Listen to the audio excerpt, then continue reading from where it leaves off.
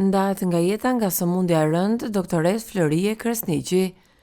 Pas përballjes me një sëmundje të rëndë, në moshën 66 vjeçare, është ndarë nga jeta specialistja e pediatrisë, doktoresë Florie Kresniqi.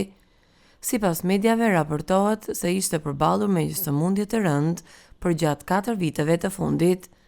Lajmin për vdekjen e saj e kanë bërë të ditur familjarët përmes postimit në rrjetin social Facebook. Ata kanë njoftuar se varrimi të ndjerës do të bëhet në varrezat e Prishtinës në orën 16:00. Me pikëllim të thellë i njoftojmë të gjithë familjarët, farefisin, miqt, shokët, kolegët dhe dashamirët. Se në moshën 66 vjeçare është ndarë nga jeta pas një sëmundje të rëndë, gati 4 vjeçare, nëna, bashkëshortja, gjyshja, motra, tezja, halla dhe mbesa, kunata dhe kushëri rajon, thuhet mes të tjerash në njoftim.